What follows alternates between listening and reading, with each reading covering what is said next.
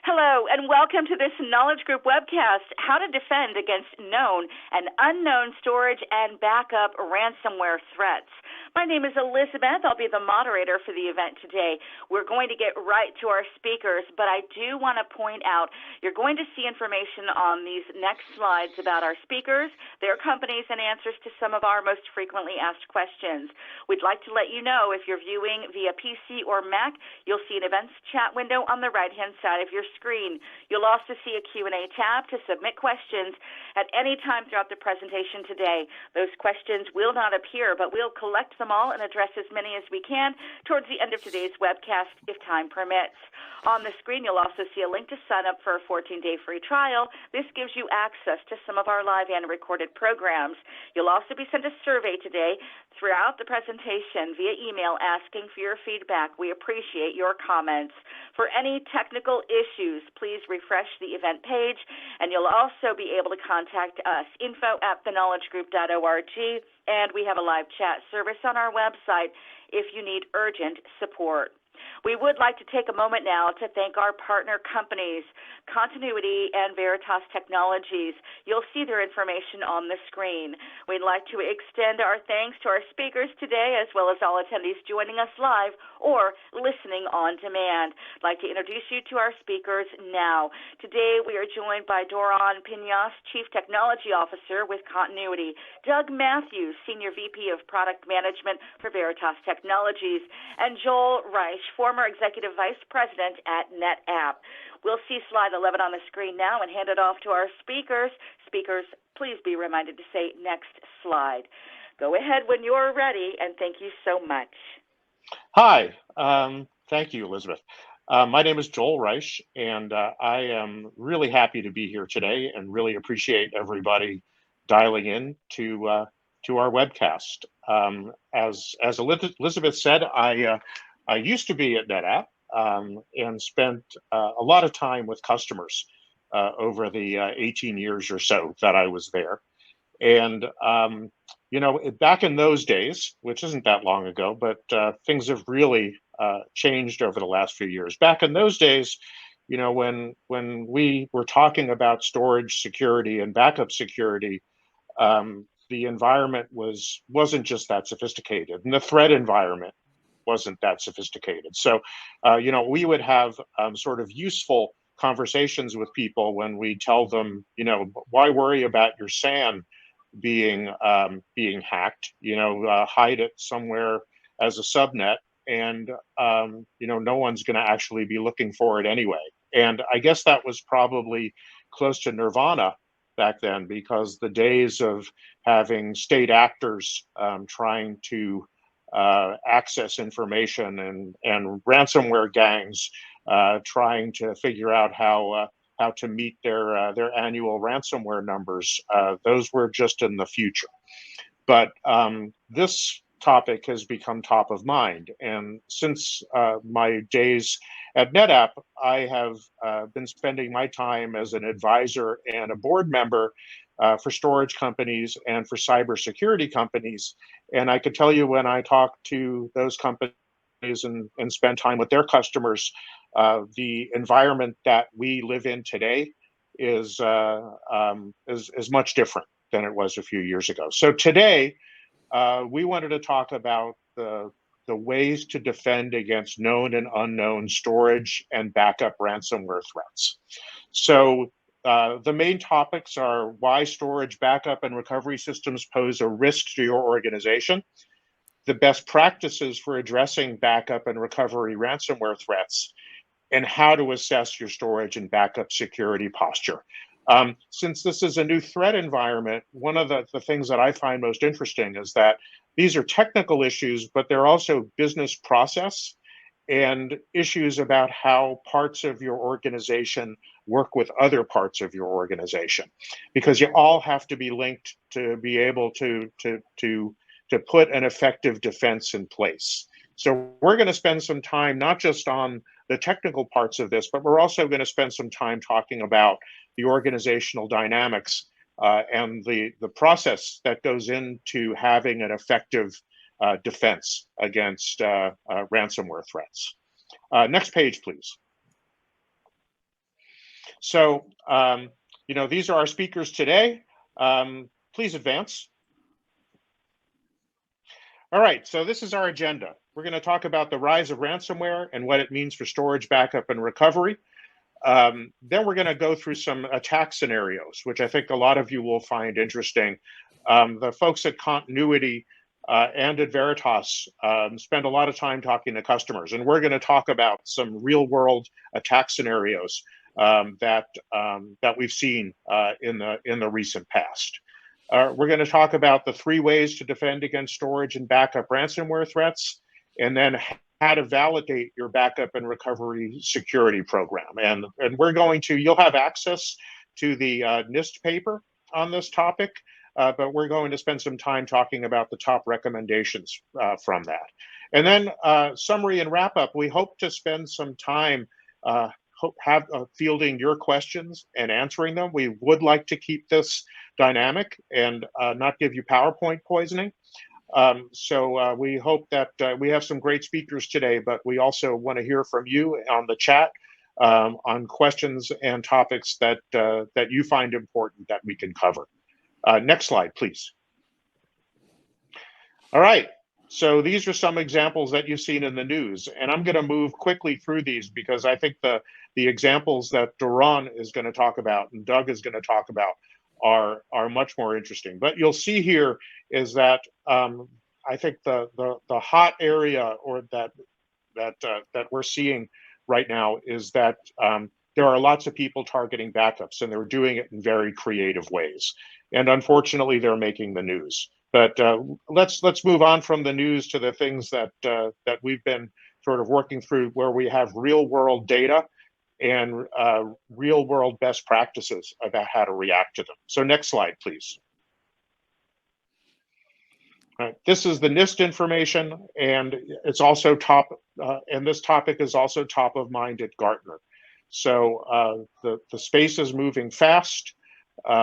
And the vendors that are here today, meaning Veritas and Continuity, the partners that are here today, are on the leading edge of dealing with this topic. And I found it really interesting in the work that I've been doing with Continuity. I hope that you will also find it interesting.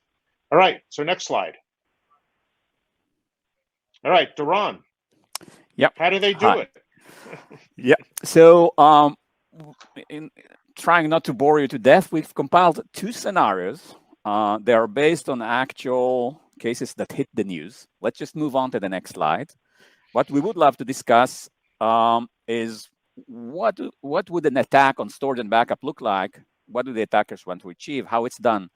So the first example relates to data exfiltration, which is a relatively less known aspect of storage and backup vulnerability. But if you look at the top 10 data breaches of 2022, at least 2 of them were done by manipulating backup, which turns out sometimes to be a much more easy resource to use than any other way of exfiltrating data. So in this particular scenario, the hacker, going from the top to the right, the hackers got in, they wanted to take some data out, and they found that the particular financial environment was very, very secure. They were concerned that by exfiltrating a large amount of data, they will hit booby traps. They've noticed there are tools out there and AI tools that detect abnormal behavior. But luckily for them, they realized that the backup environment was not hardened enough. So using credentials they managed to gain by moving laterally within the organizations, they managed to manipulate the backup environment. As it turned out, in this particular environment, the customer was following best practices. Doug will talk about it a little bit later, but it is highly recommended to keep multiple copies and take some of the data out. In this case, they used cloud as tertiary repository. So what the hackers did is to map the data they wanted out. They created a new backup job and configure it so that it will actually take a copy to the AWS cloud environment. And once that was done, they could have restored the data directly off the cloud. So the cloud environment, as it happens, was far less regulated, no central monitoring, no booby traps, and they could harness the immense bandwidth of the cloud provider to restore a huge amount of data without being noticed. And this is a little bit more common than what people may think. Next slide, please. Can we move on to the next slide? So there is a question on how can we make sure it doesn't happen to us? Well, apparently there is a lot that can be done. And some of the points that were missed in this particular environment was improper logging, because it is highly recommended. What you can see here on the right is the NIST storage guidelines for storage and backup infrastructure, which we were grateful to be able to take part in writing. And it covers a lot of the things you can do. One of those is proper logging and alerting. So when a critical backup job changes or a new target is added to your backup jobs, which is mapped to sensitive data, you may want to look into it and make sure it's legit. What they also didn't do is to properly isolate the backup environment using different administrative roles, deploying zero trust concepts to make sure that not just any user can go on and configure jobs, and definitely separate the backup configuration from the restore roles. All of these could have helped prevent the issue and raise alerts. And finally, what a lot of enterprises not always realize they should do a little better is to manage vulnerabilities on the actual storage and backup devices. And we'll talk about that a little bit later. So let's move on to the next slide. Next slide, please. So here's another scenario. It's still related to backup because our focus today is on ransomware and recovery. Similar issues can happen on storage environments purely, but in this particular scenario, the target of the attackers was to actually lock the data and seek for ransom. They got in, they laterally moved. One of the things hackers love to do today is not just to lock your data and encrypt it and run a payload that locks everything concurrently, but also remove the backups. And this way, you absolutely have no way of refusing to pay because there is no data. In this particular environment, the customer was using immutable copies, which was a snag because the hackers managed to find ways to delete backup pools. They tapped into the archiving appliances, and they managed to find ways to delete most of the data. But some of the backups were stored on immutable storage, which is, of course, is a very good practice. But what the organization didn't realize is that the backup jobs creating the immutable copies could have been compromised. And that's exactly what the hackers did. The strategy is called poisoning. What they did is to alter the backup job for the data being stored on the immutable storage so that it started backing up meaningless data instead of the actual production workload. Hoping they wouldn't get caught, and they didn't. They let it run for around 3 months. So they just sat idle, biding their time. And for 3 months, no current data was captured for those particular tasks. And after 3 months, they locked everything concurrently. And of course, the initial response of the organization was to try, of course, to refuse to pay the ransom and restore the data. But they very quickly realized that there is no fresh data for one of their major financial systems. They've lost 90 days worth of financial records. The cost of losing so much data was intolerable, so they had to pay the ransom. And again, if we move to the next slide, please. A lot of the themes repeat. What could they have done differently? So, of course, logging, isolation, vulnerability management, but also regular testing. You probably know that you should test your backups, but if this is not something that happens regularly, you won't be able to notice that your backups are no longer functional.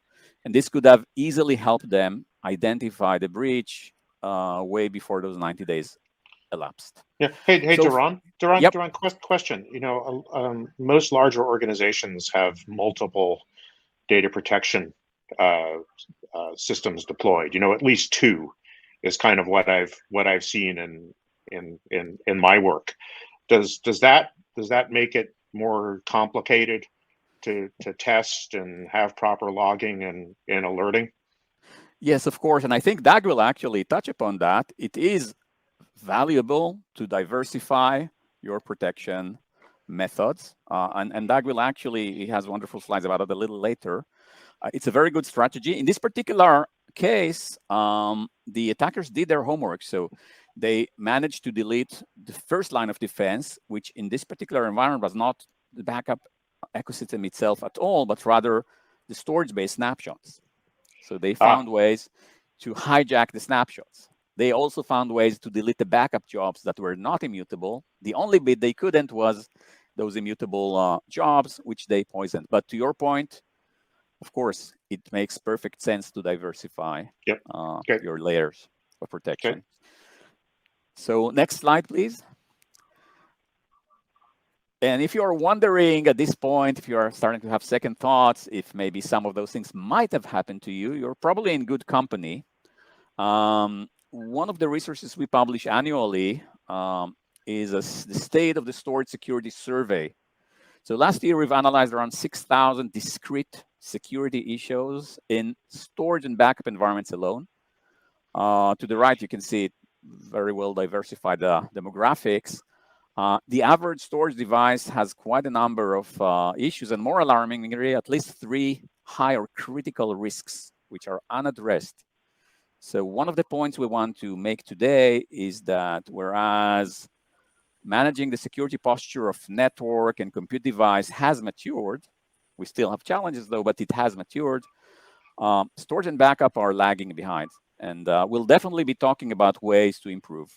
So next slide, please. And I think it's back to you, Joel. Yeah, so, I hinted at this before. So how do you start? Well, I think most people have started, at least from the standpoint that, they're losing sleep at night over something new. It used to be that if you were a backup administrator, you lost sleep over failed backup jobs. Now I think this nightmare is probably a worse nightmare than a failed backup job. But when you get started on this, you have to build a process. And since it's in a large organization, there are multiple owners for all of the pieces that need to be tested and need a strategy. The process I think is going to be very highly centered on an organization that partners the backup and primary and secondary storage organizations with the security folks within an organization. The next place to start, so there's building a process, and there are people who do it with Excel, and there's people who do it with Microsoft Word, and then we're going to talk a little bit about what continuity offers, but the next step once you decide on that process is going to be to deploy the solution. And once you get that done, I guess it's all easy. You've got continuous protection. You've got, something that becomes baked into how you operate your backup environment and how you architect your data protection environment. But we're going to take you through, I think, the real nuts and bolts of this. And I'm going to let Doug. I think this is where I hand over to you, right? And you're going to take us through some of the nuts and bolts of how to build a process and deploy the solution. So, Doug Matthews. Sure, I'm happy to take it. So let's go to the next slide. I think one of the first thing is that you should do is basically understand that attack surface. Really think about and map out where you're exposed and where your information is exposed, and think about the clear pathways of how something can get in, and make sure you build an appropriate layered defense model. So that's the first real thing, is just to think about your exposure. The second thing is make sure you have a clear owner of this recovery environment and solution, right? So not just, thinking throughout the entire end-to-end process of the NIST process to who owns every step, clear identification of ownership, so that when the time comes, nobody's scrambling to figure out who should do what. A lot of time gets wasted as people try to figure out who owns what part of this recovery journey. And then of course, make sure that you've written it down, all right? You've written it down and you test your plan. So as you build your process, test your process, make sure it's well oiled and ready to go when the time comes.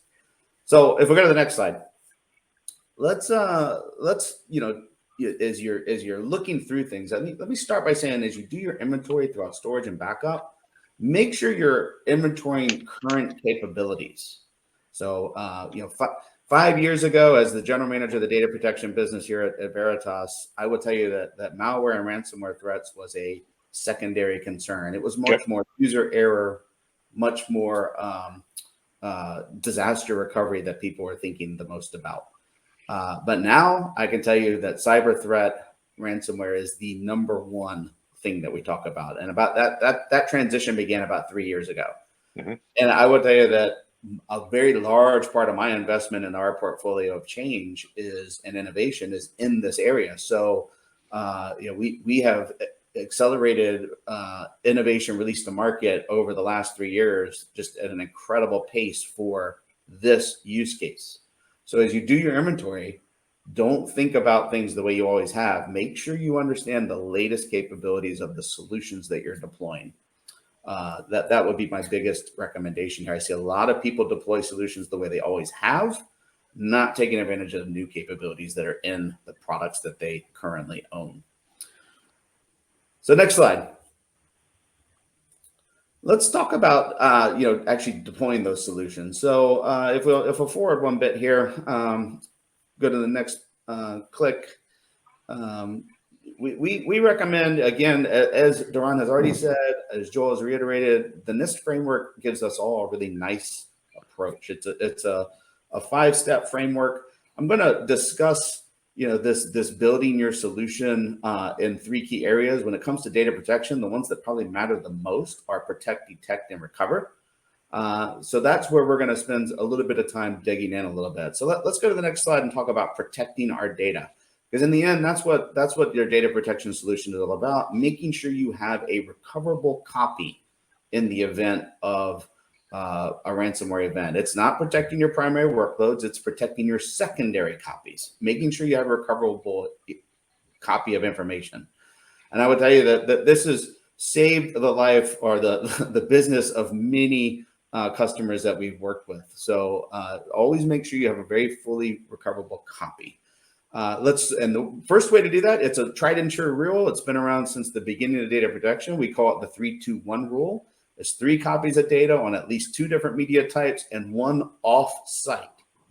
Right? So that's an important rule. Very simple. We were working with a state-owned entity that was attacked. The entire state went down in Europe. It was attacked by an external state-owned entity as well. And the only thing that saved them and allowed them to bring their solutions back online was the fact that they had an off-site copy. Yes, it took a little longer to bring those tapes back. Tape is, of course, come back into vogue a little bit here. Mm-hmm. Bring those tapes back on site and get that recovered. And as we get to the end of this chart, I'll talk about an alternative to tape that works extremely well also. So the next big area is make sure that backup infrastructure is truly hardened. First real step here is don't run your backup solution on Windows. Windows represents 99.7% of the attack threat surface. So if you're running a Windows-based data protection solution, you are very exposed at the moment. So think about that. Design and implement a solution that basically closes the threat surface, the attack surface, by running it on Linux or another operating system. That's an easy fix for you. Include capabilities like intrusion protection and detection. So making sure it's very firewalled off, and think about the capabilities of the hardware platform that you're on. For example, some have unhackable clocks. That's a pretty important feature because, again, as we get to the right side of this slide, a lot of what is implemented to protect your software is based on the clock time of that instance or server. The third key area is make sure you have an air gap somewhere in the solution, right? So it can either be a physical air gap like a tape or a virtual air gap like immutability that we'll talk about here in a second, or some different kind of a network separation or token-based air gap. And make sure you have replication deployed. So again, it goes back to that 3-2-1 model. Maintain your copies on different sets of hardware and in different sites and localities. I'll go back to Joel's comment. I actually believe that having multiple data protection solutions actually introduces complexity and challenge. But this is an area where diversification is extremely important. Diversify your backend storage, making sure that you have solution data stored on multiple different devices. And the final piece on protection, which I really want to highlight, is immutability, right? So immutability it's been around for a while, but it's evolving. For example, one of the big choices that customers are now doing is they're moving their data to the cloud, and they're assigning, they're backing up to object storage in the cloud. So make sure when you do that, you design your solution to be at an object immutability level, not at a bucket immutability level. We saw an example where our customer did a bucket level immutability solution. A race condition occurred to set the retention lock on that bucket, and the shorter retention lock was set, the important data was stored into that bucket, and they ended up having a ransomware event that hit that bucket and encrypted those files. They had to pay the ransom to get it back. So it's best to do this at an object level, not at a bucket level.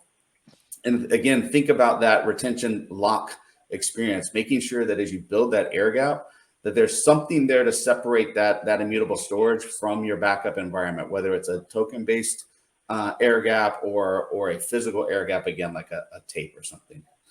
So those are the big four basic concepts of protection. Next slide. Let's talk a little bit about detection and what you can do in the backup stream. So there's two key areas that are deployed today. There's malware scanning, very traditional malware scanners that look for ransomware, and there is anomaly detection. Both of those are available throughout the entire process in many solutions. So for example, with malware scanning, what you're doing is you're scanning the data at rest in your secondary environment. So what happens is a zero-day threat hits your primary production solution and is backed up. Well, that ransomware may have a delayed detonation. It may not kick off for some period of time. And we've seen periods of times that are 60 days, 90 days. We've even seen a couple of years. So what happens is those threat actors will have that piece of malware that's sitting in your backup code. It's good to identify that, clean it up, or at least mark it as an unrecoverable file so that you never recover it back. And you know that when you do recover, you recover clean. The other thing is, of course, you want to malware scan as you're recovering when it makes sense, right? So if you're unsure of whether you have a good copy, you can run a scan on that image as you're recovering. Anomaly detection is a really cool capability in that it looks at your backup stream and will detect large events that might be kicking off across your infrastructure. So it might see the encryption of many files that will show a high data change rate, which will key in an event that you can spin out to your SIM. It can also, really intelligent systems, the data protection systems like ours, will also change your protection policies once it sees these happen. So if we see large anomalistic data, we'll increase protection, we'll mark images, we'll know that perhaps the point of recovery was before this encryption workload kicked off, and help you get back to a last known good state. Yeah. Hey, Doug, do attacks do they more often start at a remote site, a branch office or something like that? Is that a, is there some way when you're architecting this that you could harden a remote site, or is this, do people just go to the central backup server and try to enter there? Yeah, it is very common to see the edge devices and the remote sites get hit first, and then try to see the malware swim upstream. But that kind of goes back to the delayed detonation example. These worms, they get into your environment, they infect the system that they're coming into. They don't do anything, they go to sleep. But the only thing that they're really doing is trying to find the way off that system to spread out. So before they ever detonate anything. So while it might start at the edge, it very quickly ends up into the central servers and tries to attack every system that it can get a foothold into. Okay, thank you. Yeah, thank you for the question. Mm-hmm. So I think everybody gets a sense. Deploy detection throughout. So let's go to the next slide. And let's talk about that recovery. So number one, make sure the design allows you to get an efficient, fast recovery at full data center scale or enterprise scale. You really think back to your process and your build plan. What is important? What are the timelines? When do you need it back on? Make sure you design that way. But there's new capabilities in market that are really interesting, especially in this recovery situation. For example, isolated recovery environments. So building out an isolated recovery environment allows you to ensure that as you reboot and bring back online these systems, they are air gapped from the rest of your current clean workloads so that it's fully isolated. You can bring it online. You can ensure that it is clean before you close that gap and allow it back into production. So it's a really good feature that many of the data protection solutions are now offering so that you can recover in a clean, isolated environment, ensure it's clean, and then bring it back into production. So that's something, a new capability that you should watch for. With that, we'll go to the next slide, and I think I am handing it, Joel, am I handing it back to you or Duran? I think I'm handing this one to Duran, right? Yep. Thanks, Doug. So we talked a little bit about what might happen if we don't pay enough attention to securing our infrastructure. We've gained a little bit more insight into the steps we can take to protect our data in a more secure way and to make sure the recovery process is hardened, secure, and controlled. One last thing to take into account is ongoing validation of your security posture, which we have found is an element many enterprises do not yet implement. So it's very common to run one-time scans, perhaps a yearly scan of their infrastructure. When we talk to organizations, we hear that external consultants start to offer auditing capabilities of the backup environment, storage environment, SAN fabric environment as well, which we of course recommend. But scanning our environment on a yearly basis doesn't really make sense, especially in view of the scenarios we've seen a little bit earlier today. Hackers might get in at any point in time. They might implement their payload, as Doug mentioned, weeks in advance. And if you won't scan it, at least on a weekly basis, or as we might argue on an ongoing basis, you might find that you have attacks in the works that will probably get unnoticed, and finding out that you didn't know when the attack hits is a little bit too late, of course. So what should we do to build a process? How do we know what to look for, and how do we automate that process? And perhaps can we move to the next slide, please? So the first thing I want to tackle is, how do we build our checklist? What sources of information and what resources do we have to actually start and set up our security standards, our security baselines? So we argue that there are four main sources. The first is regulation and governance frameworks like NIST and CIS and ISO. Each one of those has general purpose frameworks, as well as specific guidance for storage and backup. And if you are in a particular given industry like healthcare or financial services, you might have additional guidance. So make sure you compile a dedicated list of data-related requirements. For example, isolated recovery, locations, frequency. Do you need to be able to prove that you are recoverable? So do your solutions have the ability to generate evidence, both internally and externally? So the first body of requirements is making sure we meet compliance. The other, of course, moving to the right, top right, is the vendor best practices. So, of course, you should have a good grasp of the technologies you have deployed in production.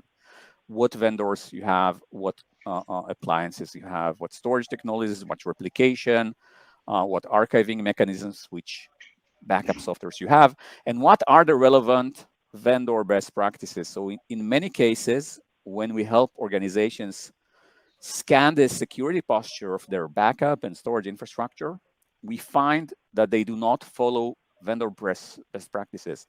And it goes as far as, for example, organizations that pay for high-end immutable storage and air gapping technology, but fail to set them up correctly.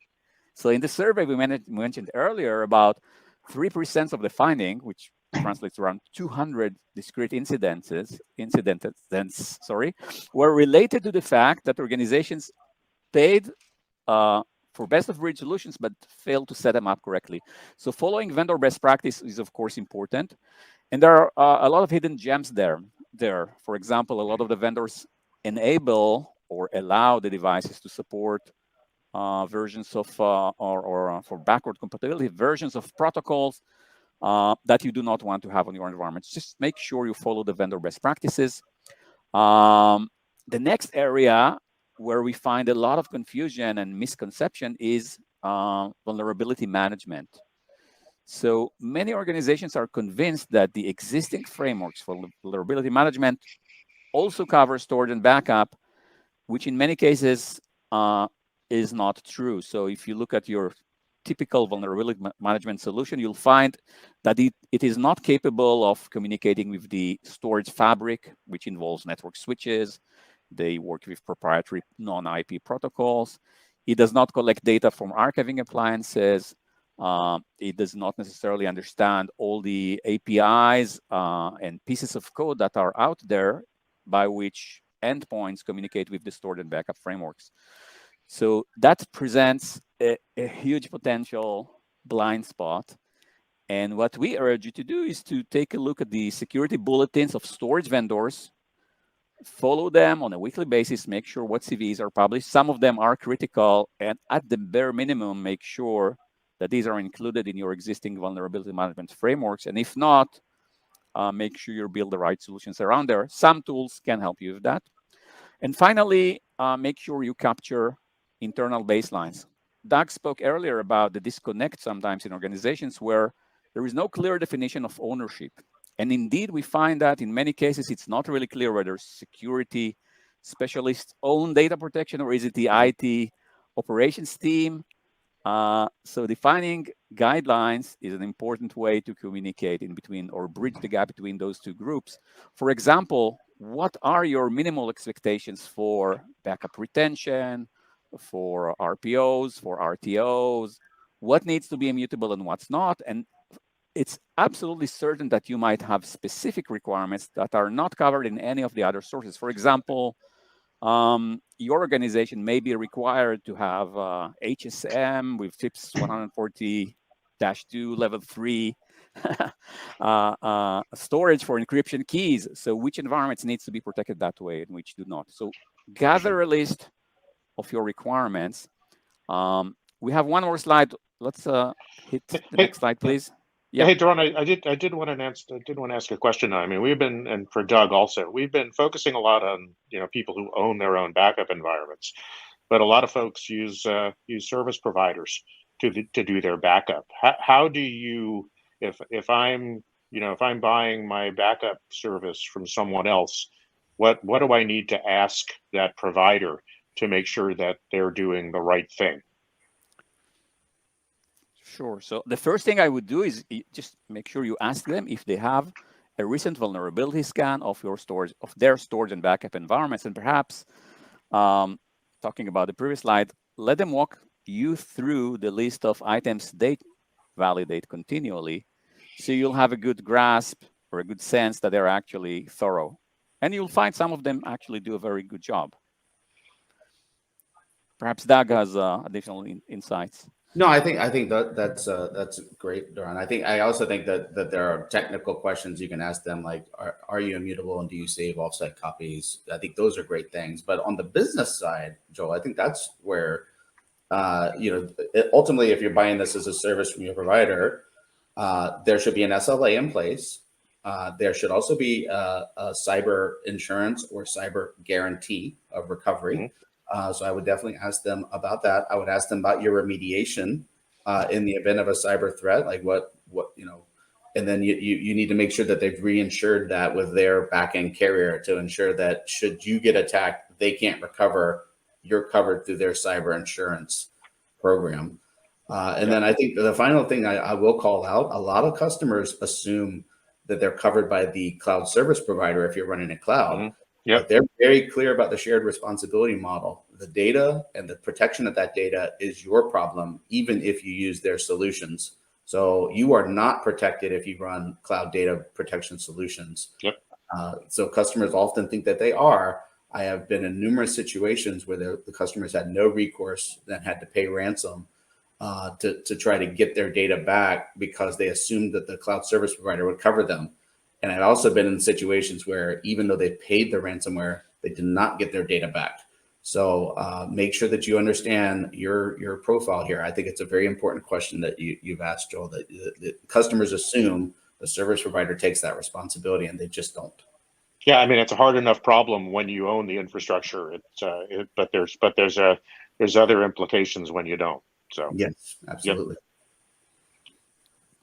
Sure. All right. So sorry, Jerron. Keep going. Thanks, Joel. Yep. Thank you. So the one last bit, I won't bore you to death by going through all of those bullets, but you will get, of course, a copy of this slide deck. There are multiple areas in which you can actually organize your set of requirements for storage and backup security.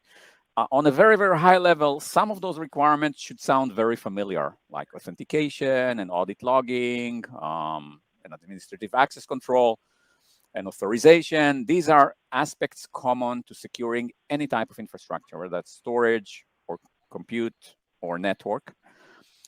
In some areas, there are particular differences between storage and other layers of IT. So you may want to make sure you understand those. For example, on the protocol side, there are dedicated protocols in use today for managing storage, which are unique to storage. For example, NDMP, SMIS. Did you make sure they are secure? Because if they are not, then being able to communicate with your gear through NDMP will allow attackers both to manipulate your data, your protected copies, alter them, delete them, add new jobs. Same goes for SMIS and other protocols.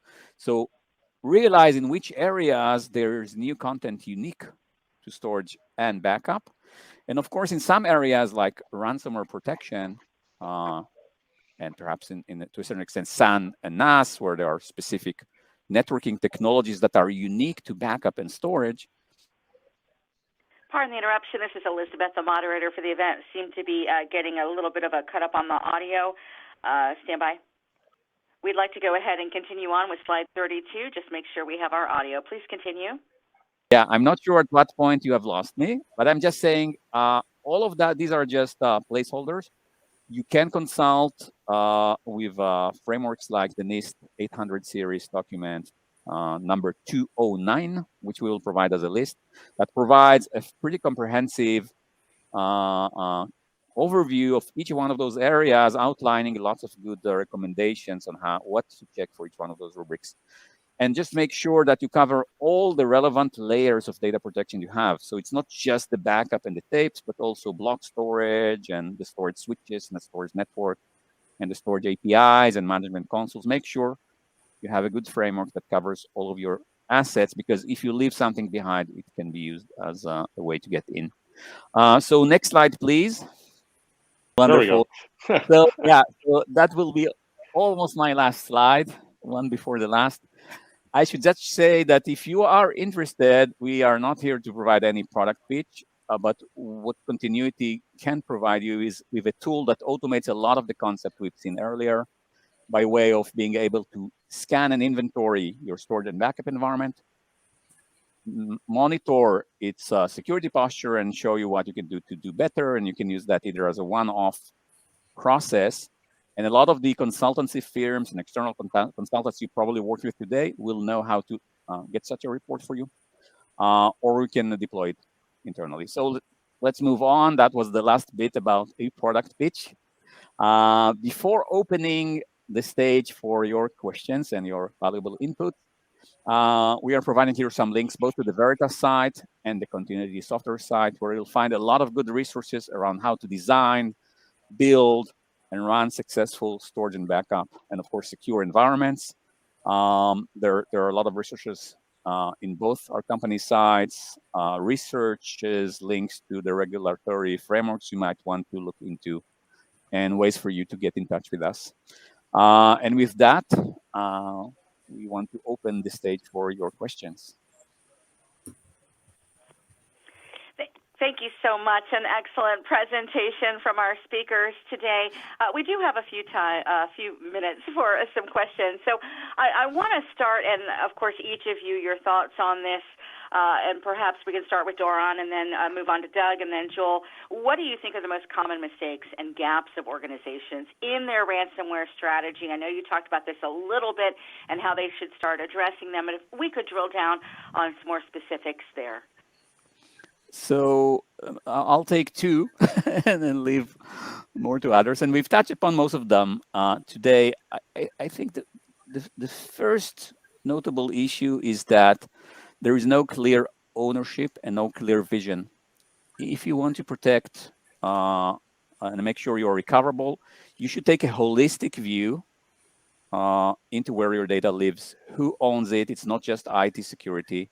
What is the role of the InfoSec team? And in my belief, the InfoSec team should provide guidance and define the policies and define the expectations. And the IT operations team should make sure they are deployed and perhaps even report on actual versus requirements. So make sure you have clear recommendations and clear requirements. A lot of the organizations we work with do not have clear frameworks. So it's no wonder they might have gaps in securing in their storage and backup, and you have a lot of resources to consult with, as we have pointed out. And the other thing is to regularly validate the posture of your security environment. Don't just make sure, don't just run it once, don't just analyze it once, do it continually. And I'm sure my colleagues will have more advice. So maybe Doug? Yeah, happy to jump in, Doron. So I'll go with three. So I'll see your two and raise you one, but I'm going to reiterate one of yours. So number one, build an air gap. Remember 3-2-1. The number of times that I've seen a customer actually not one of our customers, but one of our people that we've been called in to try to help that was unable to recover because they did not have an air gap copy. It's just so simple. Build an air gap, keep it off site, 3-2-1, remember it, love it, learn it, etc. So that's number one. Number two, I'll reiterate what you said, Doron, but I'll say it a little bit differently. Stay current. These advanced threats are ever adapting. So it's not enough to scan today and assume you're covered. You have to scan constantly, and you have to be on top of the current capabilities of your data protection and security solutions. Always stay current. In the data protection space, we haven't really had to stay current. This wasn't really our thing. The security guys all understand this, but the data protection guys, they're okay with annual upgrades. That no longer works. You have to stay current. These advanced threats are evolving every day. So stay current, keep scanning, always be alert. And then the third thing that I would say is kind of reiterating one of Doron's other points is I'll have a clear ownership, test. Your plan doesn't work if you've never tested it. Make sure you're constantly testing, go through the evolution, make sure you're always ensuring that your plan will actually help you recover in the event. So always test. That'll help you uncover areas where you don't have a clear owner, where there's technology gaps, and where things have changed that you weren't aware of. So definitely test. So those are my big three: air gap, stay current, test. Yep. And I have just one, which is good because I think we're almost out of time. And that is to automate as much of this as possible, and to find opportunities to integrate with existing tools that you use in your organization. Because this, most people these days are doing more than one job, right, in IT. And this, without automation and integration, this might become another full-time job. And it's a really important thing to do. So I would say look for opportunities to, it's great to put the process in place, but look for opportunities to simplify this and automate it in your environment. Thank you so much. One quick question. In the few very brief moments that we have, I do want to get to attendee wanting to know your thoughts on government and regulatory bodies and their response to the growing number and sophistication of ransomware attacks, and how should these regulatory bodies respond. Do either of you have thoughts on that?